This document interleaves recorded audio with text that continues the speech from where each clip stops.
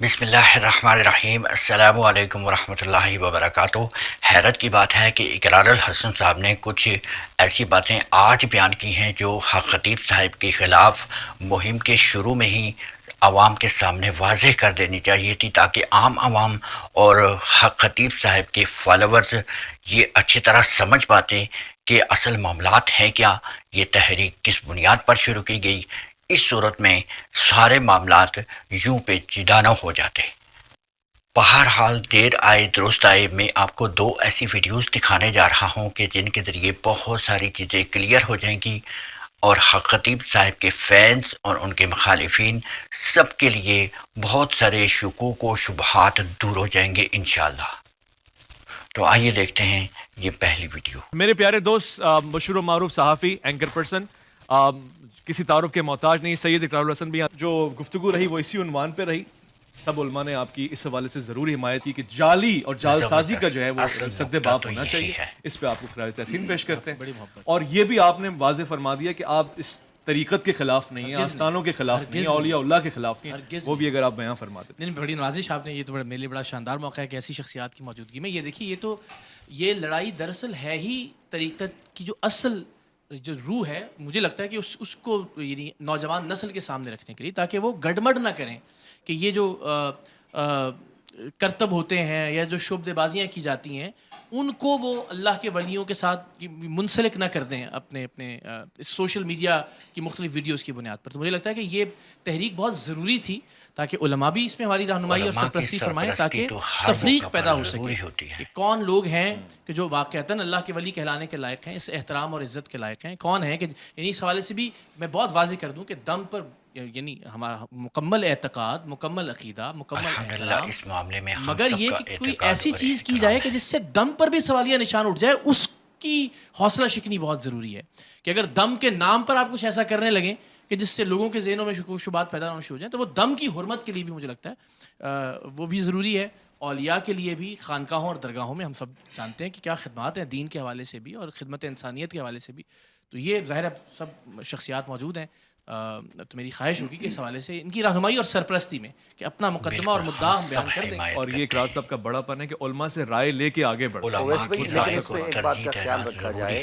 جیسے اقرار صاحب نے بات کی ہے کہ ہم اس زمانے میں جیسے یہاں جیلی عاملین ہیں، فلانا بنگالی تو فلانا فو، تو ان کی تو مذمت ہے، انہوں نے بھی پہلے پکڑے ہیں جا کے اڈوں پہ، تو ہم اس کی حمایت کرتے ہیں۔ لیکن اس حوالے سے بعض لوگ ان چیزوں کو، جیسے کل خواجہ خواجگاں، معین بے کساں، نائب رسول فی الہند حضرت خواجہ معین الدین چشتی اجمیری رحمۃ اللہ تعالیٰ علیہ، اسی طرح سے دیگر بزرگ حضرت سیدنا شیخ عبد القادر جیلانی ہیں، ان بزرگوں کے حوالے سے ہم کوئی ایک حرف برداشت نہیں کر سکتے۔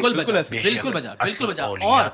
کوئی ایسا شخص جو ان شخصیات کا تعارف بھی نہ رکھتا اور خود کو اللہ کا ولی کہے، جو ان کا نام نامی بھی درست طور پر نہ لے سکتا اور اس کی درجنوں ویڈیوز موجود ہوں، وہ کہے کہ جی میں اللہ کا ولی ہوں یا اس سلسلہ تصوف کا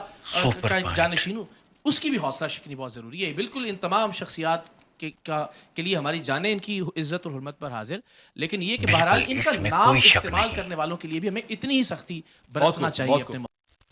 اب آپ یہ دوسری ویڈیو ملاحظہ کیجئے، اس میں اقرار الحسن صاحب نے بہت ساری چیزوں کو واضح کیا ہے اور بہت سارے ڈاؤٹس کلیئر کر دیے ہیں۔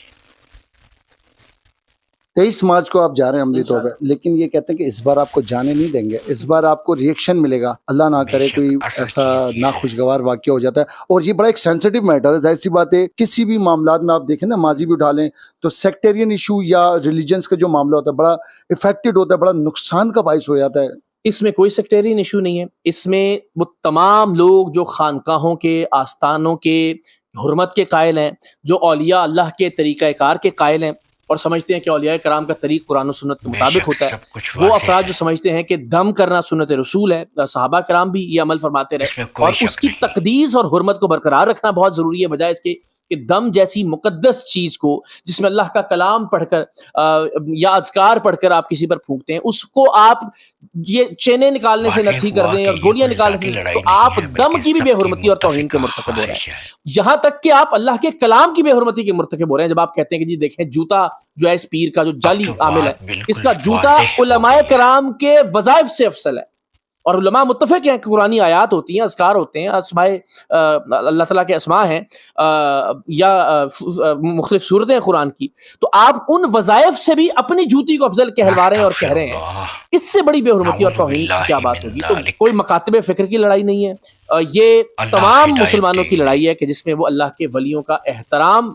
بچانے کی جد و جہد کر رہے ہیں، اور سب الحمدللہ اس پلیٹ فارم پر ایک ساتھ ہیں۔ اس میں سوائے اس کے کہ ایک فراڈیا جس کا اسلام سے کوئی تعلق نہیں ہے، جس کا کسی مکتبہ فکر سے کوئی تعلق نہیں، جس کا تعلق صرف مال و دولت سے ہے، جس کا تعلق صرف جو زرق ورق لباسوں سے ہے، جس کا تعلق اربوں روپے کی گاڑیوں سے ہے، جس کا تعلق سونے کے تاج پہننے سے ہے، جس کا تعلق باہر سے اینٹ کر اور فراڈ کر کے لائے گئے ڈالرز اور پاؤنڈ سے، اس کا دین کے ساتھ کوئی تعلق نہیں ہے، اس کا کسی مسلک کسی فرقے سے تعلق نہیں ہے، اس کا کسی اسلامی چیز سے تعلق نہیں ہے، وہ صرف اور صرف دولت کا پجاری ہے۔ اور وہ مجھے لگتا ہے کہ اس میں ساری امت مسلمہ، تمام مکاتب فکر، تمام مسالک، تمام فرقے اس کے مد مقابل اس کے خلاف کھڑے ہیں الحمدللہ۔ آج ابھی اسی وقت اگر وہ آپ سے آ کے معافی مانگ لے اور توبہ کر لیں، معاف کر دیں گے آپ؟ دیکھیے مجھ سے میں نہ میرا یہ مطالبہ ہے کہ وہ مجھ سے معافی مانگیں، اور نہ ہی میں یہ چاہوں گا کبھی کہ میں، ٹھیک ہے، بطور انسان ان کی ایک عزت ہے، ان کی ایک حرمت ہے، میں جو میرا مطالبہ ہے کہ وہ اپنے اعمال کو غلط تسلیم کریں، بھلے علماء کے ساتھ بیٹھ جائیں، علماء اگر کہہ دیں کہ نہیں جی کیلیں نکالنا منہ سے اور یہ جو آنکھوں سے زنجیریں نکالنا یہ عین شریعت عین سنت ہے، مجھے کوئی اعتراض نہیں، بات ہی ختم ہو گئی۔ اور اگر علماء بھی سمجھتے ہیں کہ یہ بات غلط ہے تو وہ علماء کی رہنمائی میں اس بات کو غلط تسلیم کریں، آئندہ یہ نہ کرنے کا وعدہ کرے پوری قوم کے ساتھ۔ میرا ذاتی حکم، میرا نام لیں نہ لیں مجھے اس سے کوئی، اس معاملے میں علماء کی جو رہنمائی ہے اس کے مطابق وہ اگر تائب ہوتے ہیں، توبہ کرتے ہیں، تو میرے نزدیک وہ قابل احترام ہوں گے۔